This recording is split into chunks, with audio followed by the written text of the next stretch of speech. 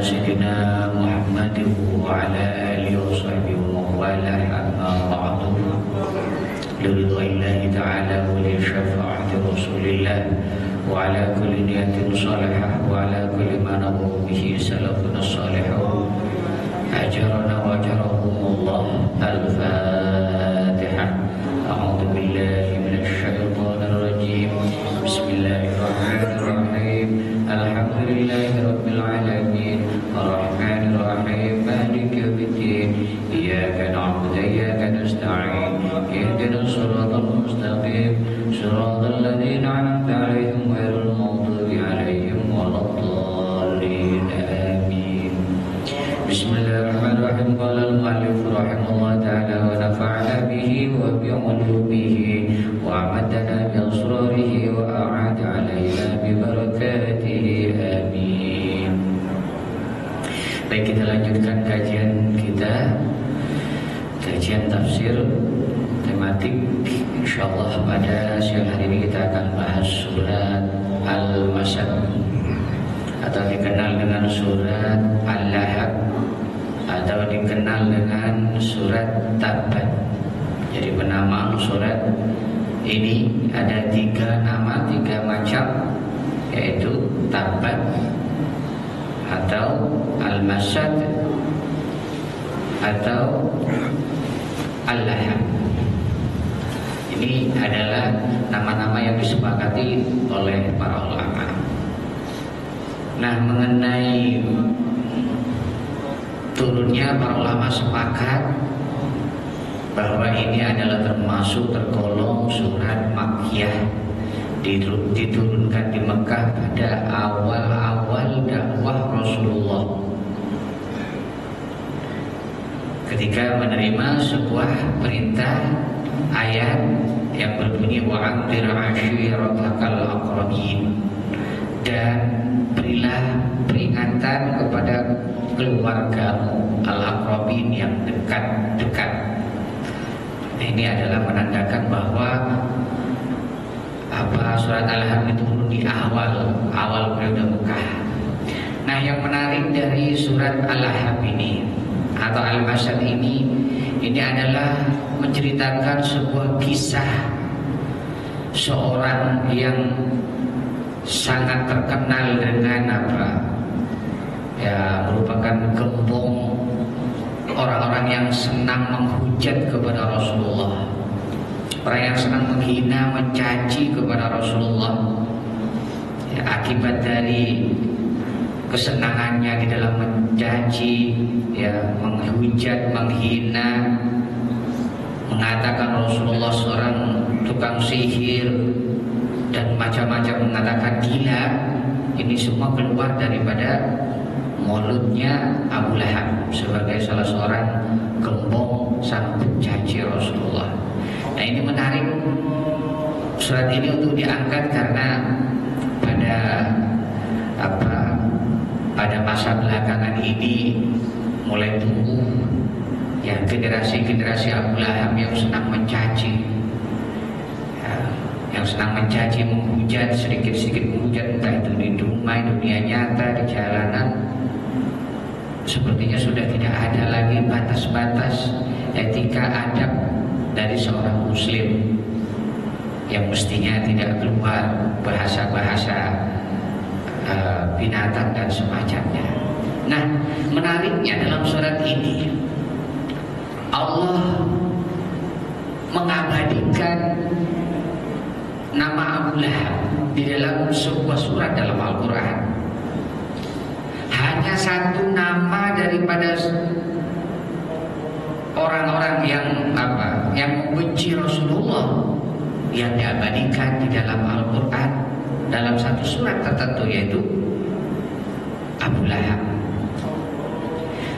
Namanya sebenarnya bukan Abu Lahab, namanya Abdul Uzza. Abu Lahab itu adalah julukan. Nah, biasanya di Arab itu julukannya dinisbatkan kepada figur dari segi apa dia terkenal. misalnya kalau dia terkenal dengan banyak kebaikannya disebut Abul Khair. Nah, gitu. Abul Khair. Tapi kalau banyak terkenal dengan mencacinya, ya, tukang fitnahnya, nah ini disebut Abu Lahab. Tapi para ulama, ya, kemudian berbeda pendapat nanti. Ada beberapa pendapat yang mengatakan kenapa dia dinamakan Abu Lahab. Namun yang jelas Abu Lahab ini adalah salah satu dari paman Nabi Muhammad SAW. Ya, dari paman Nabi Muhammad SAW, dari keturunan Bani Hashim. Nama asalnya Abu Lahab ini adalah Abdul Uzza bin Abdul Muttalib bin Hashim. Abdul Uzza itu salah satu nama daripada sesembahan, daripada patung yang disembah di kalangan kaum kafir Quraisy, Al-Uzza. Jadi Abdul Uzza itu maksudnya budak patung, itu Abu Lahab ini. Nah, saya sebelum menceritakan atau membahas tentang tafsirnya, saya sedikit ingin berbicara tentang menceritakan tentang kisah Abu Lahab ini. Ya, ini sangat menarik karena Abu Lahab ini adalah ikon daripada makhluk Allah yang gemar mencaci, gemar menghina, dan paling getol di dalam menghambat dakwah Rasulullah SAW. Ya, akibat dari sangat getolnya di dalam mencaci, ya, menghina Rasulullah itu, nanti akhirnya Abu Lahab ini menjadi orang yang celaka. Celakanya di dunia dan sampai di akhirat. Bahkan kecelakaannya tidak hanya dialami oleh Abu Lahab, oleh istrinya juga, dan juga oleh anaknya yang ditimpakan di dunia. Itu makanya disebut tabbat, celakalah, tabbat yada Abi Lahab, celakalah kedua tangan Abu Lahab. Nah, kenapa disebut kedua tangan saja di sini? Ya, karena biasanya disebut kedua tangan yang banyak melakukan suatu perbuatan, itu biasanya terletak pada kedua tangan ini. Gitu, baik itu dari segi kekuasaannya, perbuatan apapun, itu terletak pada kedua tangan. Makanya disebut yada, kedua tangan. Nah, hadirin hadirat yang rahmat Allah Subhanahu wa taala, Abu Lahab ini kemudian nanti akibat kehinaannya di dunia karena mencaci Rasulullah, menghujat Rasulullah, ngatain macam-macam kepada Rasulullah, maka kemudian dia ini akhirnya nanti mati dalam keadaan mengenaskan di dunia. Dalam sebuah sejarah dikatakan dia terkena penyakit lepra, penyakit borokan yang sangat menjijikkan, yang sampai tidak ada obatnya. Seluruh dokter dipanggil, itu tidak bisa mengobatinya. Bahkan banyak para tabib-tabib tidak mau mengobatinya karena jijik. Ini penyakit Allah yang ditimpakan, ya, yang ditimpakan Allah kepada Abu Lahab. Jadi punya penyakit. Bahkan keluarganya pun tidak ada yang mau menyentuhnya, saking jijiknya. Sampai ketika dia mau dimasukkan ke dalam kuburan, ya, kemudian dikuburkan, tidak ada pun orang yang mau memotongnya. Sampai ada seorang budak yang disewa secara khusus untuk memasukkannya, tapi itu pun tidak pakai tangan, tapi pakai apa? Pakai kayu, digelundungkan ke kuburan, kuburannya kemudian dilemparkan dengan batu-batu. Itu kematian Abu Lahab yang sungguh sangat terhinakan di dunia akibat perlakuan buruknya kepada Rasulullah. Gitu. Terus yang kedua, saya akan cerita dulu masalah keluarganya. Keluarga juga, anaknya juga demikian. Anaknya bernama Mutaibah. Ini adalah mantunya Rasulullah yang kawin dengan Zainab. Nah, suatu ketika saat lagi gencar-gencarnya perang dingin dengan Rasulullah ini, kemudian Abu Lahab memanggil anaknya, sini nak, Utaibah sini. Kalau kamu sayang ayah, kalau kamu sayang bapak, ikutin perintah bapak. Tolong cerai anaknya Muhammad itu yang bernama Zainab dan ludahi mukanya. Dan itu dilakukan, benar, dicerai benar. Zainab nggak punya salah apa-apa, ya, nggak ada salah apa-apa, nggak ada masalah. Kemudian dicerai, kemudian dia meludahi Rasulullah, tapi nggak kena terhadap muka Rasulullah, nggak kena. Itu di depan umum. Maka kemudian atas perlakuan anaknya pun Rasulullah sampai mendoakan dalam sebuah doa yang sangat terkenal, Allahumma sallata kalbaka min kilabik alaih. Ya Allah, berilah kuasa kepada anjing-anjing serigalamu untuk menguasai atau untuk membinasakan kepadanya. Nah, dalam suatu riwayat akhirnya dalam perjalanan menuju Syam, kalau tidak salah itu di tengah perjalanan, ya, dia melewati sebuah lembah dan kemudian berkemah di situ, dan itu akhirnya anaknya Abu Lahab Utaibah akhirnya kemudian dimakan oleh serigala, dicabik-cabik oleh serigala dalam kemahnya. Padahal itu sudah dijaga sedemikian rupa oleh para pembesar Quraisy dan dititipkan khusus oleh bapaknya Abu Lahab untuk dijaga. Namun dari mana masuknya tiba-tiba serigala ini masuk ke dalam kemahnya dan akhirnya mati. Nah, yang ketiga, istrinya Abu Lahab bernama Aqwa, julukannya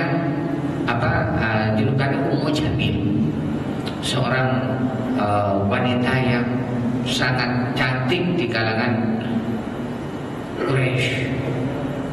Ya, dia sama, ya, bapak, anak, istri, ya sama-sama dableknya. Ya, keturunan bapaknya ya begitu, anaknya juga begitu. Istrinya ikut-ikutan juga menebar kebencian, menebar fitnah untuk membenci Rasulullah. Makanya disebut dia nanti hammalatal hatab, dia membawa kayu bakar yang selalu menyalakan api permusuhan, api kebencian kepada Rasulullah. Dan Abu Lahab dibantu, ya, menyalakan api permusuhan dan kebencian itu dibantu oleh istrinya Ummu Jamil. Namanya Ummu Jamil, orang yang sangat cantik, luar biasa, paling cantiknya di kalangan suku Quraisy, ini Ummu Jamil. Tapi ya begitu, dia sangat membenci kepada Rasulullah. Bahkan dia sampai punya kalung yang katanya sangat besar, paling mahal. Dia dibawa-bawa kemana-mana kalungnya. Kalung ini akan saya infakkan, saya akan belanjakan untuk memusuhi Nabi Muhammad. Itu saking ya buruknya keluarga Abu Lahab ini. Nah, itulah sekilas daripada gambaran sosok Abu Lahab beserta keluarganya yang kemudian dia menjadi makhluk yang nanti terhina di dunia sampai di akhirat, yang nanti akan diceritakan dalam tafsirnya. Hadirin rahmat Allah Subhanahu wa taala, kenapa dia dinamakan Abu Lahab? Lahab itu dari bahasa Arab itu artinya lahab, jilakan api. Kobaran api itu namanya lahab. Menurut para mufasir, dia dinamakan Abu Lahab itu karena gantengnya. Jadi gantengnya, wajahnya putih kemerah-merahan seperti nyala api, makanya disebut dinamakan Abu Lahab. Ya, dinamakan Abu Lahab. Ada yang mengatakan dia dinamakan Abu Lahab bukan karena gantengnya, tapi karena dia selalu menyalakan api permusuhan. Dimanapun ketemu Rasulullah, dia pasti menghina Rasulullah. Dan Abu Lahab ini kalau dia kalau ada Rasulullah pergi kemana-mana berdakwah, dia selalu ngintil, mengikuti di belakangnya, dan kemudian nanti bilang bahwa orang ini gila, Muhammad ini gila, Muhammad ini tukang sihir, jangan kau ikuti. Itulah sosok Abu Lahab. Ya. Hadirin rahmat Allah Subhanahu wa taala, mari kita lihat tafsirnya. Bismillahirrahmanirrahim. Surat Abu Lahab, Al-Lahab ini turun setelah ada perintah dari Allah dalam surat Asy-Syu'ara, misalnya wa anzir ashiratakal aqrabin, berilah peringatan Muhammad kepada keluargamu yang terdekat. Maka kemudian setelah itu Rasulullah mulai terang-terangan berdakwah, mengajak kepada keluarganya. Dan kemudian Rasulullah keluar, kharajan Nabi sallallahu alaihi wasallam hatta sa'ida Shafa. Kemudian Rasulullah naik ke atas bukit Shafa yang agak tinggi. Kemudian beliau berseru dengan kencang, ya Sabaha, ya Sabaha, ya Sabaha, yang artinya sini kumpul gitu. Jadi tradisi orang Arab dulu kalau ingin memberikan sebuah maklumat, pengumuman, dia itu naik ke dalam satu bukit yang tinggi, kemudian dia melepaskan bajunya, kemudian memutar-mutar bajunya di atas bukit sampai berteriak, ya Sabaha, ya Sabaha, ya Sabaha, sini kumpul. Nah, dan tradisi itu diikuti oleh Rasulullah. Cuman bedanya kalau Rasulullah gak buka baju, gitu. Cuman tetap naik ke atas bukit. Dan biasanya setiap orang yang naik ke atas bukit untuk mengumumkan itu pasti nanti hadir, dari semua kabilah itu hadir.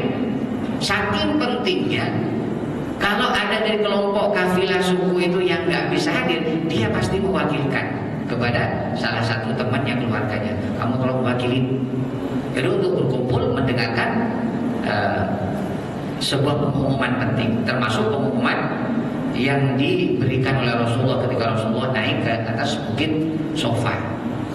Fajtama'u ilaihi maka kemudian orang-orang kafir Quraisy ya berkumpul memenuhi panggilan Nabi. Nah, ini menunjukkan bahwa menggunakan tradisi lama yaitu boleh. Ya, Rasulullah meniru gaya berkomunikasi yang biasa dilakukan oleh orang-orang jahiliyah. Boleh, cuman dia tidak telanjang, tidak buka baju. Artinya apa? Kita boleh juga menggunakan komunikasi Facebook, Twitter, WhatsApp dan semacamnya, asal jangan buka baju. Asal jangan buka baju. Gitu. Karena Rasulullah juga tidak mengambil semuanya yang buruk dibuang, yang baik diambil. Nah, gitu. Apa kata Rasulullah? Ara'aitakum law akhbartukum anna khailan takhruju bi safahin hadzal jabal akuntum musaddiqin. Bagaimana pendapat kalian? Andaikan aku kasih tahu, andaikan aku kabarkan kepada kalian bahwa di balik bukit ini akan ada musuh yang akan menyerang kalian, akan ada pasukan berkuda yang bersiap menyerang kalian. Apakah kamu percaya pada saya, mau membenarkan saya? Mereka berkata, orang kafir Quraisy, jaraina alaika kadzban. Ya. Jarabna alaika kadzban. Kami tidak pernah mendengar kamu selama ini berbohong. Ya, orang kafir Quraisy saja itu ngelihat Rasulullah itu membenarkan. Saya nggak pernah ngelihat kamu berbohong selama ini, kamu selalu jujur. Jadi apapun yang kamu katakan, aku pasti percaya. Apa kemudian? Kata Rasulullah, fa inni nadhirul lakum. Sungguhnya aku ini adalah orang yang diberi tugas untuk memperingatkan kalian, ya. Baina yaday adzabun syadid. Di antara di hadapan kalian itu ada siksa yang sangat dahsyat, siksa yang sangat pedih bila mana kalian tidak mau mengikuti seruan agamaku, yaitu Islam. Nah, setelah itu ada Abu Lahab itu. Ada Abu Lahab langsung protes. Apa kata Abu Lahab? Alihada, Abu Lahab langsung protes karena itu ngumpul di dalamnya. Qala Abu Lahab, tabban laka ya Muhammad, celaka engkau Muhammad. Dalam sebuah riwayat dikatakan sambil ngambil kerikil ngelemparin Nabi Muhammad, tabban laka ya Muhammad, celaka engkau Muhammad, celaka engkau Muhammad. Alihada jama'atana, apakah engkau hanya untuk ini engkau mengumpulkan kami di sini? Hanya untuk urusan ini? Nah, maka kemudian Rasulullah berdiri, fanazalat hadis surah, maka turunlah surat tabbat yada abi lahab wa tab. Itu masalah asbabun nuzul, sebab-sebab turunnya surat Al-Lahab. Mari kita bahas tafsirnya. Tabbat yada abi lahab wa tab. Tabbat yada, celaka, ya, celaka. Apa yang maksud celaka itu? Celaka di dunia maupun di akhirat. Ini merupakan doa langsung dari Allah kepada Abu Lahab. Makanya dia menjadi orang yang celaka benar di dunia dan di akhirat, termasuk sampai keluarganya nanti. Salah satu bentuk kecelakaannya ini nanti ditunjukkan, dia siksanya di akhirat itu, ya, siksanya dibantu apinya, dibantu dinyalakan oleh istrinya sendiri. Jadi ketika dia mau padam, kemudian dinyalakan lagi oleh istrinya, sehingga nggak pernah mati-mati apinya. Tabbat yada abi lahab, sungguh celaka, ya, sungguh celaka kehidupannya di dunia dan akhirat, celaka usahanya, celaka semuanya. Ada yang bilang ini artinya rugi, celaka, sungguh berada dalam kerugian yang besar. Dirinya maupun perbuatannya di dunia yang ngalang-ngalangin Rasulullah dakwah itu suatu kecelakaan. Jadi siapa saja orang yang menghalangi dakwah, ya, dakwah untuk Allah, dakwah untuk Islam, dia akan celaka. Dapat ya. Kecelakaannya akan ditimpakan di dunia sampai di akhirat. Yada abi lahab. Para ahli tafsir menjelaskan bahwa dimaksud yada, kedua tangannya ini adalah, ya, yaitu kedua tangannya saja yang celaka. Gitu. Tapi yang lain kalau menurut jumhur, ya, bahwa yang dimaksud yada itu ya kesemuanya, hanya simbol dari anggota tubuh yang paling banyak berperan, yaitu kedua tangannya. Makanya sebut tabbat yada, celakalah kedua tangan Abu Lahab. Watab, ya, dan dia benar-benar diulangi 2 kali, ya, sebagai bentuk doa, diulangi 2 kali. Watab, dan dia benar-benar celaka dan rugi dalam kehidupannya di dunia dan di akhirat. Itu ayat yang pertama, ya, menceritakan berupa doa dari Allah dan Nabi Muhammad atas kelahiran Abu Lahab, kecelakaan, ya, kehancuran dan kerugian Abu Lahab. Celaka kenapa? Bima qaddamat yada, akibat perbuatan kedua tangannya, akibat perbuatannya sendiri, akibat perbuatan buruknya kepada Rasulullah, yaitu yang gemar menghina, menghujat, memfitnah, menyalakan api permusuhan dan semacamnya. Nah, gitu. Jadi ini bisa diambil kesimpulan bagi kita bahwa kita orang yang suka menghina, menghujat, ya, memfitnah, menyalakan api permusuhan dalam kehidupannya, dia pasti celaka. Celakanya di mana? Di dunia dan di akhirat. Dia akan dibenci orang, dia akan dimusuhi orang, dia akan dijauhi orang. Seperti yang dialami oleh Abu Lahab, sampai dia mayitnya saja tidak ada yang mau menyentuhnya. Na'udzubillah, summa na'udzubillah. Ma'auna anhu maluhu wa ma kasab. Ma'auna anhu, tidak mencukupi, ya, kepada apa? Tidak mencukupi, ya, maluhu, hartanya Abu Lahab, wa ma kasab, dan juga apa yang diusahakannya, anaknya, hartanya, ya, itu tidak akan mencukupi, tidak akan bisa menebus kesalahannya di dunia dan di akhirat. Tidak akan menebus siksanya akan diberikan Allah kepadanya. Tak cukup. Ma'abna anhu maluhu wa ma kasab. Dia tidak ada untungnya. Apa yang dilakukan di dunia dalam menghalangi dakwah Rasul sia-sia. Dan juga gitu anaknya, wa ma kasab itu maksudnya anaknya. Ada yang mengartikan wa ma kasab apa yang diusahakannya. Ya, termasuk anak itu adalah sesuatu yang kita usahakan. Jadi karena dia pernah mengandalkan anaknya, jadi menganggap bahwa anaknya akan menjadi pewaris, penerus dia. Ternyata anaknya mati, anaknya mati. Terus saya selana ronda talahab. Nah ini ancamannya Allah kepada Abu Lahab. Maka saya selana ronda talahab, maka Allah akan menyalakan api yang menyala-nyala untuk menyiksa Abu Lahab ini. Menyalakan api yang menyala-nyala, yang berkobar, yang sangat panas. Wa imra'atuhu hammalatal hatab, dan perempuannya, istrinya, hammalatal hatab, dia yang membawa kayu bakarnya. Jadi disebut disiksa dia sambil dibakar oleh istrinya. Kenapa? Karena istrinya pernah membantu menyalakan api bermusuhan, maka dia di akhirat juga membantu menyalakan api neraka untuk tersiksanya, untuk disiksanya, untuk siksaan suaminya Abu Lahab itu. Fi jidha hablum mim masad, di dalam di lehernya hablun, ada tali mim masad. Mim masad itu dari sabut, tapi sabutnya terbuat dari api neraka. Nah itu sama siksanya.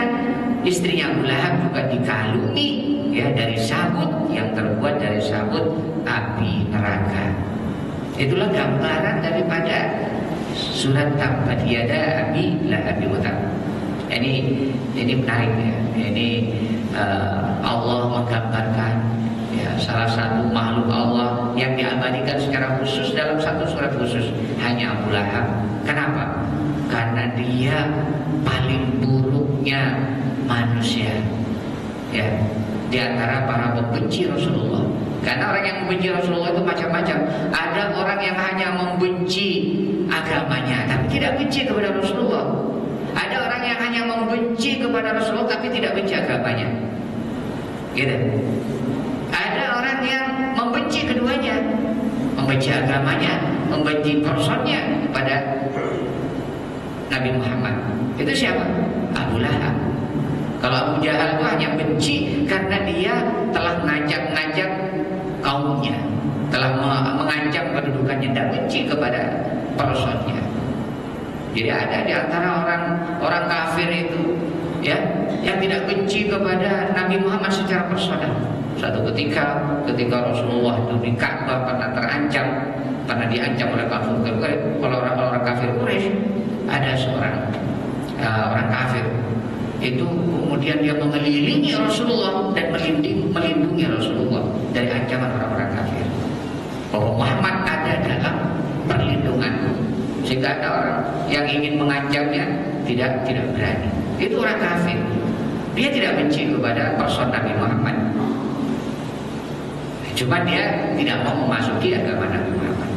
Itulah gambaran daripada surat Al-Lahab. Demikian barangkali ya, kurang lebihnya kami mohon maaf. Kita tutup dengan doa kafaratul majlis. Bismillahirrahmanirrahim. Subhanakallahumma wa bihamdika asyhadu an la ilaha illa anta astaghfiruka wa atubu ilaik. Allahumma fiqil aqwam thariq. Assalamualaikum warahmatullahi